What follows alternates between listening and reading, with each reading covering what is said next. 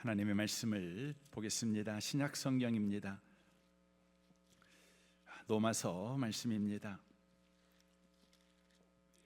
243페이지에 있습니다. 243페이지 로마서 3장입니다. 로마서 3장 20절 말씀부터 26절까지 기록된 말씀을 읽겠습니다. 로마서 3장 20절부터 26절까지입니다. 같은 목소리로 읽으실 때 하나님의 음성을 듣는 복 있는 시간 되시기를 바랍니다. 읽겠습니다. 그러므로 율법의 행위로 그 앞에 의롭다 하심을 얻을 육체가 없나니 율법으로는 죄를 깨달음이니라. 이제는 율법 위에 하나님의 한 의가 나타났으니 율법과 선지자들에게 증거를 받은 것이라. 곧 예수 그리스도를 믿음으로 말미암아 모든 믿는 자에게 미치는 하나님의 은이 차별이 없느니라. 모든 사람이 죄를 범하였음에 하나님의 영광에 이르지 못하더니 그리스도 예수 안에 있는 성량으로 말미암아 하나님의 은혜로 값 없이 의롭다 하심을 얻은 자 되었느니라. 이 예수를 하나님이 그의 피로써 믿음으로 말미암은 화목제물로 세우셨으니 이는 하나님께서 길이 참으시는 중에 전에 지은 죄를 관가하심으로 자기의 의로우심을 나타내려 하심이니 곧 이때에 자기의 의로우심을 나타내사 자기도 의로우시며 또한 예수 믿는 자를 의롭다 하려 하심이라. 아멘. 읽은 말씀에 의지해서 샤인코스 두 번째 말씀을 전하겠습니다. 예수님은 십자가에서 죽으셔야 했는가라는 제목으로 하나님의 말씀을 전하겠습니다. 교회에 오면 가장 많이 듣는 이야기가 있습니다. 그것은 우리가 죄인이라는 것입니다. 우리가 죄인이기 때문에 구원이 필요하다는 것입니다. 그래서 예수 믿어야 한다는 것이지요. 이것이 교회에 오면 가장 많이 듣는 이야기입니다. 그런데 만약 우리가 죄인이 아니라고 부정하면 어떻게 될까요? 하나님의 은혜도 구원도 필요 없다는 것이지요. 예수가 필요 없다는 것이지요. 여러분은 죄인이십니까? 성경은 우리가 죄인이라고 직설적으로 말씀하고 있습니다. 그리고 우리가 지은 죄가 얼마나 심각하든지 우리는 우리가 지은 죄 때문에 죽는다, 이렇게 성경이 말씀하고 있습니다. 죽은 이후에는 지옥 간다, 또 이렇게 말씀하고 있습니다. 만약 우리가 죄에서 구원을 얻으려면 예수님이 십자가에 죽어야만 한다, 이렇게 말씀하십니다. 우리가 지은 죄가 바로 우리를 죽게 만들고 지옥 가게 만들고 예수님이 십자가에 죽으셔야만 해결되는 죄를 저와 여러분이 지었다, 이것이 성경에서 말씀하고 있는 것입니다. 여러분은 성경이 이렇게 말씀하고 있는 것에 대하여 액면 그대로 여러분 받아들이실 수 있으십니까? 저는 소위 모태신앙입니다. 어머니 뱃속에서부터 교회를 다녔습니다. 저는 교회를 무척 좋아했습니다. 그래서 거의 매일 교회를 갔던 기억이 있습니다. 제가 다녔던 어렸을 때의 교회는 교회가 먼저 세워지고 동네가 세워진 까닭에 교회가 가장 놀기 좋았고 가장 또 넓은 운동장을 가지고 있는 까닭이기도 했습니다. 교회는 여러 방면에서 저에게 즐거움을 주는 곳이었습니다. 그러나 저는 중학교 3학년 때까지 예수님을 믿지 않았습니다. 아니, 믿어지지 않았습니다. 저에게 가장 큰 어려움은 제가 죄인이라는 것입니다. 물론 저는 어린 나이였지만 죄를 짓고 살았습니다. 몰래 감설이도 했던 것 같습니다. 욕도 하고요, 거짓말도 했습니다. 싸움도 했습니다. 그러나 이런 죄들을 제가 생각할 땐 잘못했다고 싹싹 빌기만 하면, 아니 욕 좀 먹으면, 아니 매 좀 맞으면 해결될 정도의 죄를 제가 지었다고 생각했습니다. 심하면 부모님이 피해 보상을 해주면 해결될 정도의 죄를 저는 지었다고 생각했습니다. 제가 지은 죄 때문에 내가 죽는다, 지옥 간다, 예수님이 죽어야 된다, 이런 생각은 저는 해본 적이 없고 그 말에 동의할 수도 없었습니다.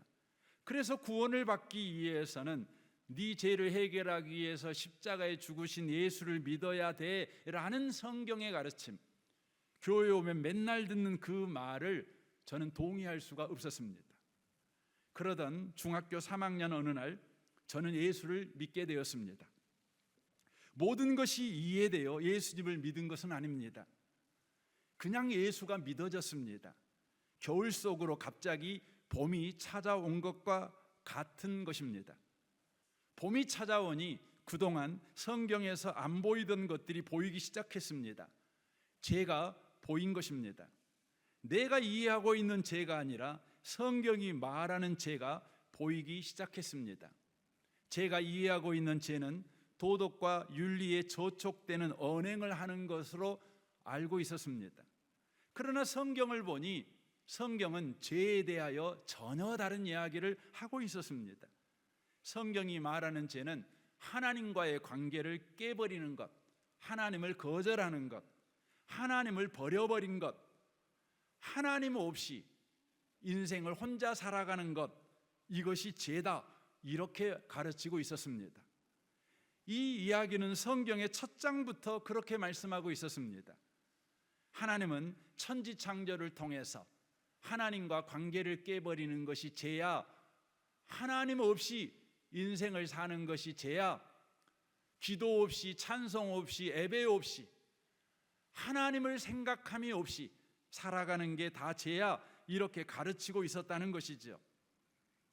하나님은 세상을 창조하실 때에 대원칙이 있으셨습니다. 그 원칙이 무엇일까요? 바로 그것은 모든 피조물들이 관계 속에서 살도록 창조하셨습니다. 하늘을 창조하셨습니다. 그리고 하늘 속에 별을 창조하셨습니다. 별은 하늘과의 관계 속에서 살도록 창조하셨다는 것입니다. 별이 하늘에 있을 때 별은 시가 되고 노래가 되고 추억이 되고 그리움이 되고, 윤동주 시인에게는 어머니가 되기도 했습니다. 그러나 별이 하늘을 떠나면 이 별은 별똥이 되어 버립니다. 땅을 창조하셨습니다. 그리고 그 땅에 나무를 창조하셨습니다. 나무가 땅 속에 뿌리를 깊게 내리고 땅과 깊은 관계 속에 있었을 때 나무는 새들의 집이 되고 푸른 솔이 되고 꽃이 피고 열매를 맺게 되었습니다. 그러나 나무가 땅을 떠나면 그 나무는 여지없이 땔감이 되어버립니다. 바다를 창조하셨습니다. 그리고 그 바닷속에 물고기를 창조하셨습니다. 바닷속에 사는 물고기, 그 물고기는 울부짖듯 휘몰아치는 파도와 해류를 거스려 내달리는 역동적인 생명의 경이로움을 보여주곤 합니다. 그러나 바다를 떠난 물고기는 그 즉시 생선이 되어버립니다. 성경을 펴면 처음부터 이 이야기가 가득합니다. 하나님은 사람을 창조하십니다. 사람을 다른 동식물과 다르게 구별하여 창조하십니다. 하나님의 형상대로 영혼을 가진 존재로 창조하십니다. 왜 하나님은 인간을 하나님의 형상대로 영혼을 가진 존재로 창조하셨을까요? 그 이유는 인간은 하나님과 관계 속에 살도록 창조하셨다는 것을 가르쳐 주시기 위함입니다. 인간이 하나님의 형상을 가진 까닭에 하나님과 교제할 수가 있습니다. 만약에 하나님께서 인간을 동물의 형상으로 창조했다면 하나님은 인간을 애완견 대하듯 대하실 것입니다. 가축 대하듯 대하실 것입니다. 그러나 하나님은 인간을 하나님의 형상으로 창조했습니다. 자녀가 아버지 닮아 부모 자식간이 되는 것처럼 하나님의 형상으로 창조된 인간은 하나님을 아버지라고 부르게 되었고, 하나님은 그들을 자녀라고 부르는 부자 관계가 가능하게 된 것입니다. 영혼을 가지고 있어 보이지 아니하는 영적 하나님과 또한 관계할 수 있는 존재로 창조하신 것입니다. 인간은 하나님 안에 살도록 창조하셨습니다. 그러나 창세기 3장을 보면 사람은 하나님과 관계를 깨버립니다. 하나님을 거절합니다. 하나님을 떠납니다. 도리어 마귀의 말을 영접합니다. 마귀의 말에 순종합니다. 그리하여 마귀의 말을 따라 하나님 없는 세상, 자기가 하나님이 되는 세상을 선택합니다. 그리하여 인간들은 하나님 없음의 인생이 되어버립니다. 하나님 없음의 인생은 무서운 일입니다. 왜입니까? 하나님은 생명의 근원이십니다. 사람에게는 생명이 필수적으로 필요합니다. 그러나 사람에게 필수적으로 필요한 이 생명을 사람은 스스로 만들어 자기 자신에게 공급할 수가 없습니다. 다만 생명의 근원 되시는 하나님으로부터 공급받아야만 합니다. 그런데 생명의 근원 되신 하나님을 떠나버렸습니다. 생명의 근원 되신 하나님 없는 인생을 그들은 선택했습니다. 생명을 공급받을 수 없는 인생이 되어버린 것입니다. 하나님 없는 인간은 즉시 죽음에게 지배당하는 인생이 되어버렸습니다. 생명을 공급받지 못하니 별이 하늘을 떠나자 별똥이 되어버리고, 나무가 흙을 떠나니 땔감이 되어버리고, 물고기가 바다를 떠나니 생선이 되어버린 것처럼 인간이 하나님을 떠나자 바로 죽은 자가 되어버린 것입니다. 그래서 성경 히브리서 2장 15절은 이렇게 말씀합니다. 죽기를 무서워함으로 한평생 매여 종노릇하는 자들이라고 선언합니다. 하나님 없음의 인생을 선택한 인간은 죽기를 무서워함으로 한평생 죽음의 종노릇하는 인생이 되어버린 것입니다. 죽음의 종노릇하였다는 말은 어떤 의미입니까? 결국 죽는 자가 되는다는 것이죠. 인생 내내 죽어가는 인생, 죽음이 세력을 가지고 죽어가게 만들어가는 인생, 결국은 죽는 인생이 되게 만든다는 것을 의미하는 것입니다. 착하게 살아도, 건강하게 살아도, 부자가 되어도, 세상에서 착하다는 소리를 듣고 국가와 민족을 위해 큰 일을 한 사람도 죽는다는 것입니다. 인생은 죽음이라는 막창이 기다리고 있는 인생을 살게 된 것입니다. 그러므로 인간은 항상 불안한 것입니다. 인간은 언제 죽을지 모르니 무슨 일을 해도 불안합니다. 밥을 먹어도 불안하고, 좋은 침대에 누워도 불안하고, 세상에서 성공해도 불안하고, 사람들에게 칭찬 들어도 불안하고, 인정을 받아도 불안하고, 불안이 내 인생을 완전히 주장합니다. 그 불안의 저 근원은 뭐냐? 바로 하나님 없음으로 인하여 생명을 공급받지 못한 죽음의 종노릇, 죽음에 대한 불안, 그것이 바로 모든 인생에게 있는 불안의 근원입니다. 그러므로 죄는 사소한 문제가 아닙니다. 인생에게 가장 긴급하고 위험하고 본질적인 문제가 되는 것입니다. 우리 인생들은 이 죄의 문제를 방관하지 않았습니다. 이 죄의 문제를 해결하기 위해서 인류는 역사 속에서 수많은 방법을 시도해 보았습니다. 죄를 해결하기 위해서였습니다. 이 불안 문제를 해결하기 위해서였습니다. 그리하여 결국 인간이 발명한 방법은 무엇입니까? 바로 그것은 더 많은 선행을 하는 것입니다. 이것이 모든 종교의 결론입니다. 세상에 있는 모든 종교가 가르치는 궁극적인 것은 뭐냐면 더 많은 선행을 하라는 것입니다. 우리가 한 잘못보다 더 많은 선행을 하면 죄의 문제에서 해결받을 수 있다. 죽음의 문제에서 해결받을 수 있다. 바로 구원을 받을 수 있다. 이렇게 모든 종교가 가르치는 것입니다. 여기에 종교 안에 기독교는 없습니다. 그러나 우리가 더 많은 선행을 통해 구원을 받을 수 있을까요? 죄의 문제를 해결할 수 있을까요? 죽음의 공포에서 여러분 해방될 수 있을까요? 그것은 불가능합니다. 이곳에 계신 대부분의 사람들은 운전을 하실 것입니다. 아마 얌전하게 운전하신 분들은 지금까지 사고 한 번도 일으키지 않고 무사고 운전을 자랑하시는 분도 계실 것입니다. 어떤 분은 20년, 어떤 분은 30년. 여러분이 혹 30년 무사고를 자랑하는 분이었는데 오늘 예배 끝나고 여러분이 가다가 5초간 잘못 생각한 까닭에 여러분이 교통법규를 어겼습니다. 여러분은 30년 무사고인데 5초 잘못한 것입니다. 30년 잘 살았어요. 근데 5초 잘못했어요. 그러면 여러분 범칙금 나올까요? 안 나올까요? 여러분은 50년 동안 수많은 사람들을 섬겼어요. 도와줬어요.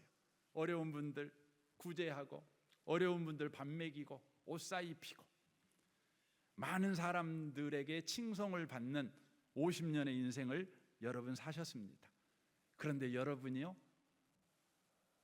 어느 날 너무나 화가 나서 주체할 수 없어서 순간 제정신을 잃어버리고 누군가를 죽인 것입니다. 여러분 50년 동안 수만 명에게 선행을 베푼 사람인데 순간 잘못된 판단으로 한 명을 죽였습니다. 여러분은 그래도 의인입니까? 아니면 살인자가 되는 것입니까? 선행이 좋지만 우리의 선행은 우리의 잘못 앞에 어떤 힘도, 어떤 영향력도, 어떤 소망도 우리에게 주지 못합니다. 그러므로 세상의 모든 종교가 더 많은 선행을 통해 너는 죄 문제를 해결받을 수 있고 죽음의 문제를 해결할 수 있고 불안의 문제를 해결할 수 있다라고 말하는 것은 속임수입니다. 사기입니다. 그럼 하나님은 우리의 죄 문제를 어떻게 해결하였을까요? 하나님은 어떻게 우리의 죄 문제를 해결할까요? 이 부분을 이해하기 위해서는 우리는 성경을 통해서 바로 죄 가운데 빠져 있는 인간을 우리 하나님이 어떻게 대하고 계시는가를 통해서 알 수가 있습니다. 창세기 7장과 8장은 인간에게 하나님께서 홍수로 심판하는 이야기를 다루고 있는 소위 노아 심판, 노아 홍수 심판 이야기가 기록되어 있는 성경입니다. 이 노아 홍수 심판에서 우리 하나님께서 핵심적으로 우리에게 전하려고 하는 메시지는 무엇일까요? 이것을 이해하려면 이 성경을 쓴 유대인들의 글쓰기를 좀 이해해야 합니다. 성경을 쓴 유대인들은 글쓰기가 좀 특별합니다. 우리들의 글쓰기는 기본적으로 기승전결로 글을 써갑니다. 그러니까 서론본론 결론이죠. 그래서 여러분과 저의 핵심 메시지는 항상 결론에 담겨져 있습니다.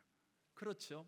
그러나 유대인들의 글쓰기는 기승전결, 서론본론 결론이라는 방식의 글쓰기를 하는 것이 아니라 수미상관법이라는 글쓰기를 합니다. 여기서 수는 머리수고 미는 꼬리미자를 씁니다. 그러니까 처음과 나중을 서로 상관 있게 하여 바로 한 중앙에 바로 핵심 메시지를 담는 방식으로 글을 쓴다는 것입니다. 여러분이 햄버거를 생각하면 아주 쉽게 이해됩니다. 햄버거는요, 양쪽에 빵이 있잖아요. 그리고 그 가운데에다가 여러분 고기 패치를 넣지 않습니까? 햄버거의 핵심은 그거 아니겠어요? 그래서 여러분 유대인들은요 그렇게 글쓰기를 합니다. 이게 창세기 7장과 8장을 보면 이 수미상관법으로 글이 써져 있어요. 그래서 7장과 8장에 보면 양쪽에 동일한 내용을 씁니다. 그 동일한 내용이 뭐냐? 숫자입니다. 7장에 보면 숫자가 이렇게 돼 있어요. 7, 7, 40, 150 이렇게 돼 있습니다. 8장은요 거꾸로 150, 40, 77 이렇게 돼 있습니다. 그러니까 7, 7, 40, 150, 150, 40, 77 이렇게 돼 있다는 것이죠. 그러면 여러분 7장과 8장의 핵심 메시지가 어디에 담겨져 있을까요? 어디일까요? 바로 150과 150 사이에 기록이 되어 있는 것이죠. 여러분 집에 가서 한번 성경 읽어보시면 금방 이해됩니다. 150과 150 사이에 핵심 메시지, 하나님께서 우리에게 전달하려고 하는 메시지가 바로 담겨져 있는 것이지요. 그러면 150과 150 사이에 뭐가 있을까요? 바로 창세기 8장 1절이 있습니다. 창세기 8장 1절을 보겠습니다. 하나님이 노아와 그와 함께 방주에 있는 모든 들짐승과 가축을 기억하사를 기억하십시오. 하나님이 바람을 땅 위에 불게 하심에 물이 줄어들었고 라고 되어 있습니다. 여기에 보니까 하나님이 기억하신다. 하나님은 기억하시는 하나님이시다. 하나님은 바람을 불게 하시는 하나님이시다. 이것이 바로 노아 홍수 심판에서 하나님이 우리에게 전달하려고 하는 핵심 메시지라는 것입니다. 하나님은 기억하시는 하나님이십니다. 개역 한글에서 이 기억하다는 곤념이라는 단어로 번역되어 있습니다. 이 기억하다, 곤념, 이 단어는 어떤 뜻이냐면 항상 그를 마음에 두고 열렬하게 긍휼을 베푸실 생각을 하고 있다라는 개념이 바로 기억, 곤념이라는 바로 의미입니다. 항상 그를 마음에 두고 그를 향해 열렬하게 긍휼을 베풀고자 하는 생각을 갖고 있는 것, 이것이 바로 곤념, 기억이라는 단어입니다. 하나님께서 지금 노아를 항상 하나님의 마음에 두시고 노아를 향해서 뜨거운 긍휼을 베풀 생각을 하고 있다라는 것이죠. 어느 때 그 생각을 하고 있는 것이죠? 지금 이 생각을 하고 있을 때가 하나님께서 세상을 지금 심판하고 계실 때예요. 그러니까 홍수 심판을 하고 계실 때에 하나님께서 노아를 기억하고 있는 것입니다. 다른 표현으로 말하면 이렇게 되죠. 한 손으로는 세상을 심판하시고 한 손으로는 노아를 감싸 안고 계신 모습을 보여주고 있는 것입니다. 하나님이 어떤 분이신가? 이것이 노아 홍수 심판에서 하나님이 우리에게 전달하려고 하는 핵심 메시지인데, 심판 중에도 열렬히 구원하시는 일을 하시는 분, 진노 중에도 긍휼을 베푸시는 분, 이분이 바로 하나님이시다. 이게 바로 노아 홍수 심판에서 하나님께서 우리에게 전달하려고 하는 메시지입니다. 8장 1절을 좀 더 보겠습니다. 하나님이 노아와 그와 함께 방주에 있는 들짐승과 가축을 기억하사 하나님이 바람을 땅 위에 불게 하심에 물이 줄어들었고 라고 말합니다. 홍수가 끝났습니다. 엄청난 양의 물이 땅을 덮었습니다. 이 세상의 모든 산이 물에 잠길 정도였습니다. 그때 우리 하나님이 바로 바람을 불게 하십니다. 왜 바람을 불게 하십니까? 육지가 드러나도록 바람으로 물을 말리우시는 일을 위해서 여러분 바람을 불게 하시는 것이죠. 그렇다면 바람은 심판일까요? 구원일까요? 당연히 구원이지요. 구원이죠. 그런데 이 엄청난 높이의 물을 다 말리시려면 바람의 세기가 어떠해야 될까요? 여러분 산들바람이어야 될까요? 그럴 수는 없지요. 산들바람으로 여러분 무등산도 잠겨버린 이 물을 어떻게 말립니까? 어떻게 해야 되겠습니까? 초대형 태풍급의 바람이 불어야 될 것입니다. 초대형 태풍급의 바람이 샥 불 때요, 여러분 노아는 이 초대형 태풍급의 바람을 뭐라고 생각했을까요? 심판이라고 생각했을까요? 구원이라고 생각했을까요? 여러분 심판이라고 생각했겠죠. 그래서 노아는 방주 안에서 이런 기도를 했을 것입니다. 하나님 왜 그러십니까? 제발 바람 좀 멈춰주세요. 저번에는 물로 나 죽이려고 하더니 이제는 바람으로 나를 죽일 작정입니까? 하나님 왜 그러세요? 이렇게 했을 것입니다. 그러나 바람은 노아에게 구원이었습니다. 노아 식구들이 거할 육지 땅을 말리고 계시는 바로 하나님의 긍휼의 실제적인 바로 행동이었던 것입니다. 우리 인생에 이런 식의 바람이 늘 있습니다. 왜입니까? 하나님은 항상 저와 여러분을 기억하기 때문에 그렇습니다.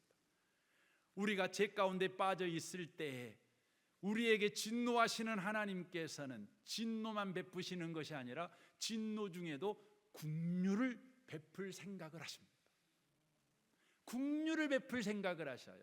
그래서 우리 인생 가운데 우리가 느낄 때에는 바로 초대형 태풍급의 바람이 불어오니 심판같이 느껴질 때가 있을 것입니다.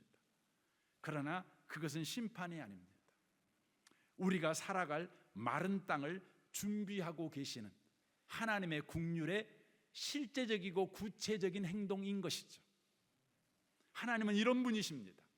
하나님은 백성 인간의 죄로 인한 진노 중에도 긍휼을 베푸시며 구원을 위해 은혜를 준비하시는 분이십니다. 저와 여러분을 죽여버리시는 하나님이 아니라 살리기 위해서 우리 하나님이 은혜를 준비하시는 분이십니다. 그렇다면 우리 하나님께서 진노 중에 긍휼을 베푸시고 죄악 가운데 있는 우리를 향해 은혜를 베푸시는 그 주님이 무엇을 준비하셨을까요? 오늘 우리가 이 설교의 본문으로 선택한 로마서 3장을 좀 보겠습니다. 21절입니다. 그러므로 율법의 행위로 그 앞에 의롭다 하심을 얻을 육체가 없나니 율법으로는 죄를 깨달음이라. 이제는 율법 외에 하나님의 한 의가 나타났으니 율법과 선지자들에게 증거를 받은 것이라. 곧 예수 그리스도를 믿음으로 말미암아 모든 믿는 자에게 미치는 하나님의 은이 차별이 없느니라 라고 말씀합니다.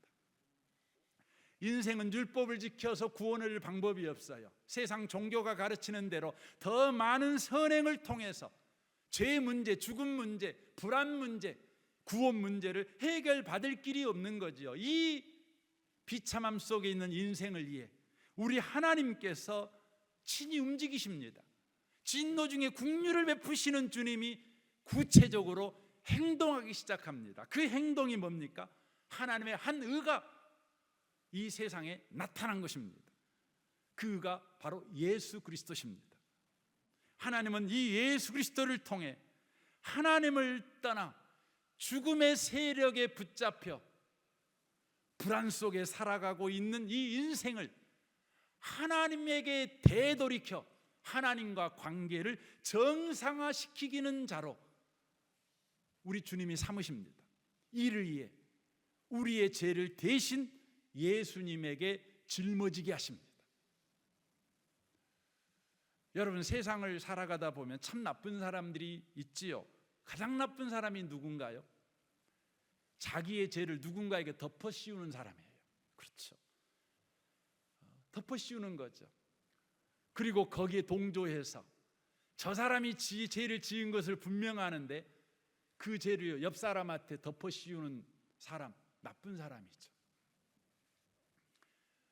여러분, 우리 하나님이요, 내 죄를요 옆에 있는 예수님한테 덮어 씌워버린 것입니다. 우리는요, 어떻게 하나님이 그럴 수 있죠? 어떻게 하나님이 그런 나쁜 짓을 할 수 있죠? 이런 오해를 받을 만큼 우리 하나님이 하십니다. 근데 그 덮어 씌움 받은 분이 누구예요? 하나님 자신이에요.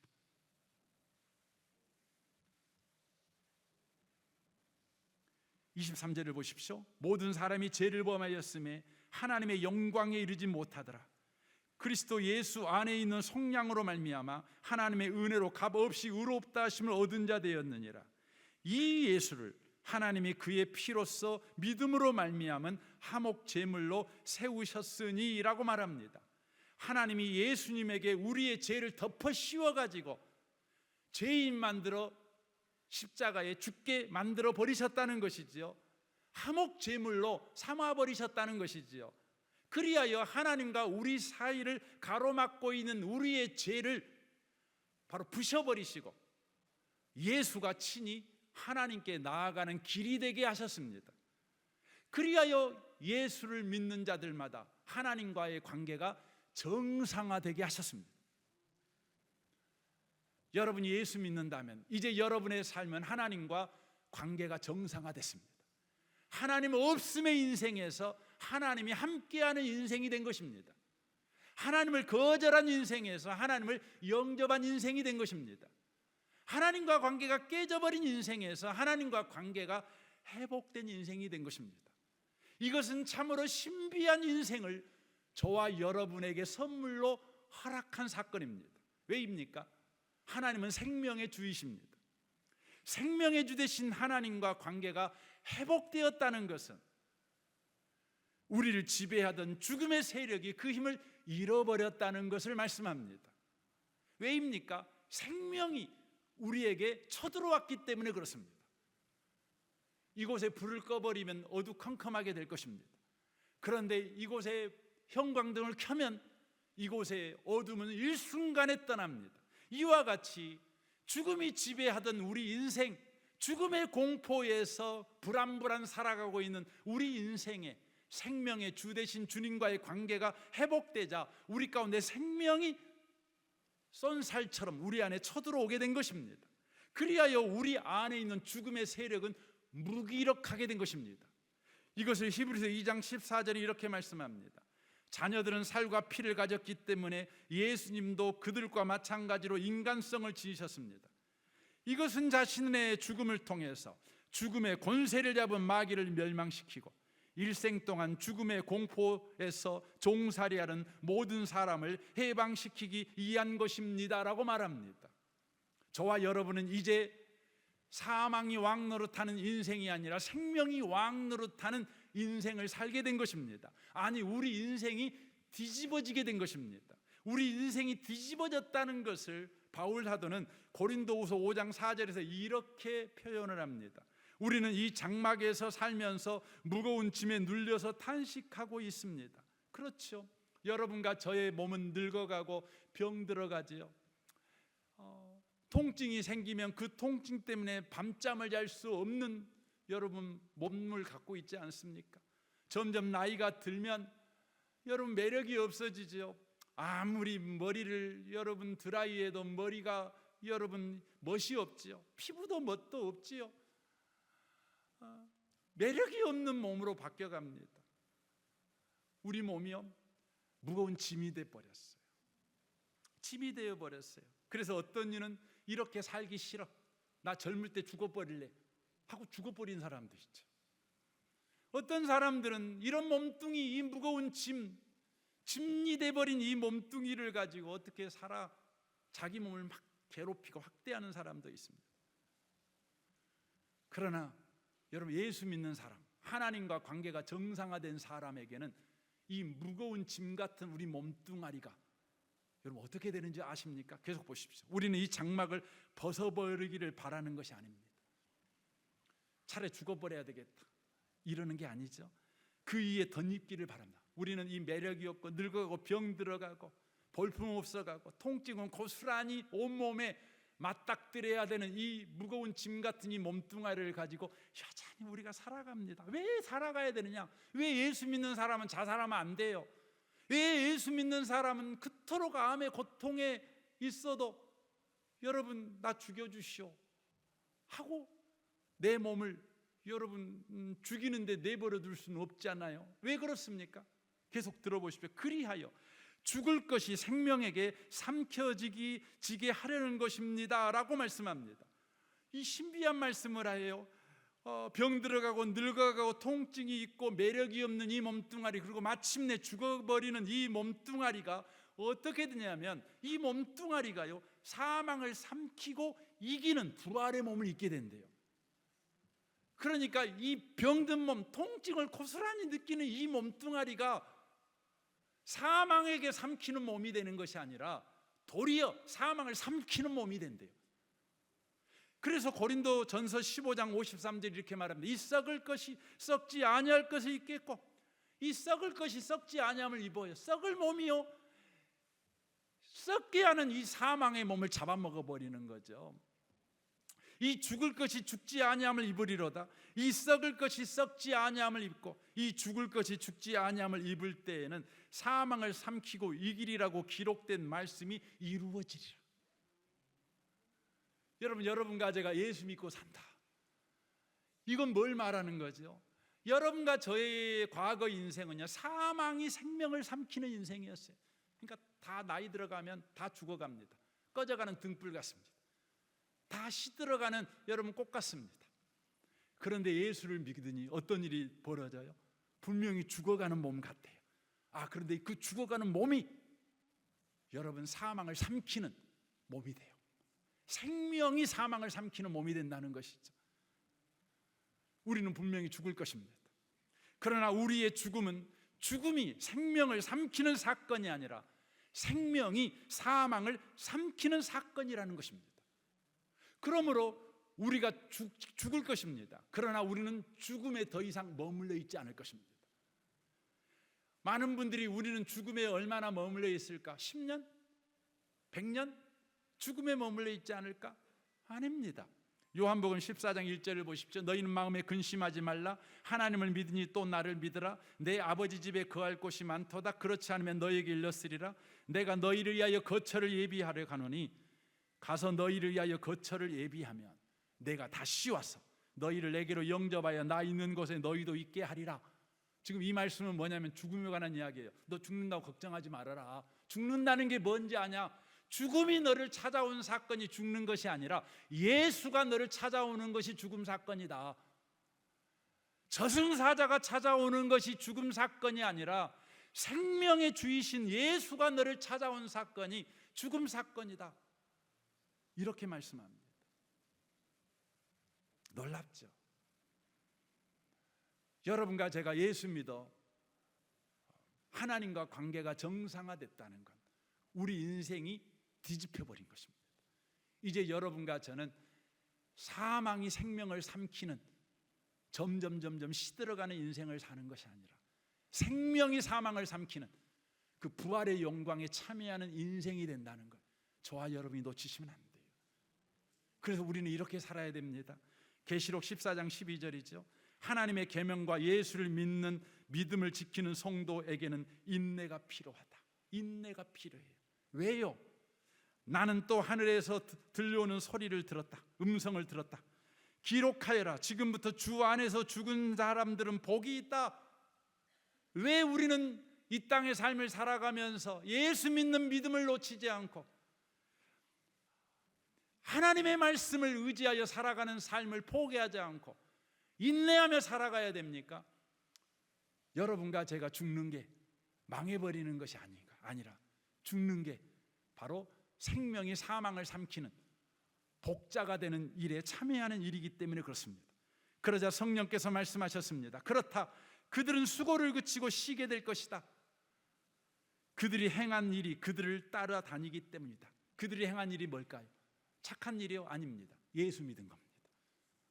예수 믿는 일이 그들에게 따라다니. 예수 믿는 일이 하나님과 관계를 계속해서 있게 만들어요. 생명을 계속해서 공급받는 삶을 살아가게 만들어요. 병들어도 생명 공급받고, 늙어가도 생명 공급받고, 매력이 없어도 생명 공급받고, 여러분과 제가 죽어도 하나님의 생명이 계속 공급받아요. 이제 죽음에 대한 불안과 공포에서 여러분 벗어나십시오. TV를 보면 전문가들이 말합니다. 이렇게 살아야, 이것 먹어야 당신 오래 삽니다. 안 죽고 삽니다. 건강하게 삽니다. 여러분, 이런 말에 현혹당하지 마세요. 이런 말에 동조하지 마세요. 여러분과 저는 예수 믿는 사람들입니다. 예수 믿는 사람은 죽어도 복이 있는 사람들입니다. 우리의 결국은 분명합니다. 우리의 목적지는 분명합니다. 우리는 죽어도 사는 사람이요, 우리는 생명이 사망을 삼키는 인생을 살아가는 자들입니다. 그러므로 이 땅의 삶을 살아갈 때에 사망이 생명을 삼켜 버릴 것 같은 절망으로, 소망 없는 자로, 목적이 없는 자처럼 인생을 살지 마십시오. 생명이 사망을 삼킨다. 생명이 사망을 삼킨다. 겨울을 봄이 삼킨다. 그러면 뭐 해야 되겠어요? 봄날의 소망을 가지고 사는 거죠. 예수 믿는 사람은 그렇게 사는 것입니다. 저는 이 시간 여러분한테 동영상 하나를 보여드리고 싶습니다. 이 동영상은 우리나라에서 손으로 꼽는 유명한 진화 생물학자 최저천 교수님의 인터뷰 내용입니다. 이 최저천 교수님은 잘 아는 것 같이 미국 하버드대에서 동물 행동학으로 박사학위를 받았고 서울대에서 교수로 오랫동안 계시다 정년하시고 이제 이화여대에서 석자 교수로 있는 분이십니다. 이분은 철저하게 무신론자이고 철저하게 인간은 진화됐다, 인간은 아무것도 아니다, 유전자 활동에 불과한 게 인간이다, 이렇게 생각하는 사람입니다. 그런데 이분은 아내가 있는데 그의 아내는 신실한 그리스도인입니다. 그 아내를 통해 그가 무엇을 고백하는지 한번 들어보셨으면 좋겠습니다. 2번 반복해서, 짧으니까요, 2번 반복해서 좀 보도록 하겠습니다. 한번 틀어주시면 좋겠습니다. 인류는 여기 왜 있는가? 이거에 대해서 혹시 답을 찾으셨나? 못 찾았습니다. 저는 삶의 목적이 없습니다. 우리 진화생물학자들에게는 삶의 의미가 사실상 없어요. 유전자의 활동으로 그냥 벌어지는 일이지, 그러나 삶의 목적을 또렷하게 갖고 계시는 분들을 보고 삽니다. 독실한 기독교인과 결혼을 해서 지금 몇십 년 동안 교회를 다닙니다. 정말 진지하게 이 세계는 뭘까 하는 거를 저는 사실은 공부하거든요. 설교 들으면서 열심히 성역책도 뒤적거리고 보면 그분들은 너무너무 힘든 상황인데도 하느님을 붙들고 때로는 너무 행복해 보이는 그런 모습을 가끔 보면은 저건 뭐지? 이러면서도 종종 감동을 받죠. 그걸 과학자의 관점에서 일축해버리는 거는 그렇게 바람직한 태도는 아닐 것 같다. 내가 여기 왜 있는가? 인류는 여기 왜 있는가? 이거에 대해서 혹시 답을 찾으셨나? 못 찾았습니다. 저는 삶의 목적이 없습니다. 우리 진화생물학자들에게는 삶의 의미가 사실상 없어요. 유전자의 활동으로 그냥 벌어지는 일이지, 그러나 삶의 목적을 또렷하게 갖고 계시는 분들을 보고 삽니다. 독실한 기독교인과 결혼을 해서 지금 몇십 년 동안 교회를 다닙니다. 정말 진지하게 이 세계는 뭘까 하는 거를 저는 사실은 공부하거든요. 설교 들으면서 열심히 성역책도 뒤적거리고 보면 그분들은 너무너무 힘든 상황인데도 하느님을 붙들고 때로는 너무 행복해 보이는 그런 모습을 가끔 보면은 저건 뭐지? 이러면서도 종종 감동을 받죠. 그걸 과학자의 관점에서 일축해버리는 거는 그렇게 바람직한 태도는 아닐 것 같다. 저는 여러분들에게 여러분이 어떤 삶을 살아야 되는지를 아마 생각을 하셨을 것 같습니다. 저는 이 시간 여러분이 예수 믿을 수 있도록 도와드리고 싶습니다. 제가 이 기도를 할 것입니다. 들어보시고 이 기도가 여러분 마음에 감동을 주면 저를 따라서 함께 기도하시면 좋겠습니다. 들어보십시오. 주 예수님, 저는 죄인입니다. 예수님께서 저 때문에 십자가에서 죽으시고 3일 만에 부활하신 나의 주, 나의 하나님인 것을 믿습니다. 이 시간 내 마음에 오셔서 나를 다스려 주시고 인도하시고 복내려 주옵소서. 예수님의 이름으로 기도합니다. 아멘. 제가 기도하겠습니다. 한번 고개를 좀 숙이시면 좋겠습니다. 기도하겠습니다. 주 예수님, 저는 죄인입니다. 예수님께서 내 죄 때문에 십자가에서 죽으시고 3일 만에 부활하신 나의 주, 나의 하나님인 것을 믿습니다. 이 시간 내 마음에 오셔서 나를 다스려 주시고 인도하시고 복내려 주옵소서. 예수님의 이름으로 기도합니다. 아멘. 제가 한 번 더 기도하겠습니다. 하나님 아버지, 하나님 없이 내가 하나님 된 인생을 선택한 인간의 삶을 우리가 잘 압니다. 죄의 노예가 되어 죽음의 공포 속에서 그 공포, 그 불안을 해결하기에 인생의 모든 것을 위해 뛰어다니고 헌신하지만 그 불안 문제를 해결하지 못하여 또 공포 속에 하루하루를 살아가고 있는 인생들을 우리는 알고 있습니다. 주님 감사합니다. 우리 예수 믿게 하셔서 감사합니다. 생명의 주이신 주님과 관계가 정상화되어 우리 인생의 쏜살처럼 생명이 들어와 역사하고 있으니 감사합니다. 이제 우리 인생은 죽음이 사망을 삼키는 인생이 아니라 생명이 사망을 삼키는 그 인생을 살아가게 되었습니다.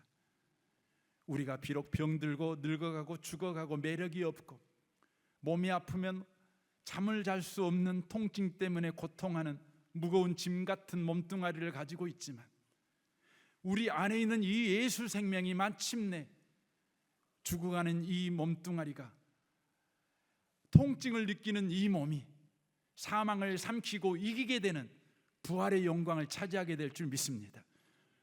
이 신비한 은혜를 우리에게 허락하셨으니 감사합니다. 이제 우리의 남은 생에 주님, 우리에게 이런 영광스러운 목적지가 있음을 알고 우리에게 주어진 삶을 매일매일 그렇게 살아내는, 목적이 있게 살아내는 우리가 되게 해 주옵소서.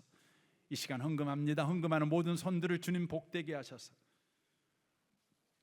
저들이 주님에게 붙어있는 인생인 줄 기억하게 하시고 주님으로부터 생명이 공급되고 있음을 또한 알게 하셔서 삶의 여러 문제와 정황 때문에 의기소침하고 포기하고 낙심하지 아니하고 예수 생명으로 일어나서 걷는 하나님의 군대처럼 사는 사람들이 되게 해 주옵소서. 예수님의 이름으로 기도합니다. 아멘.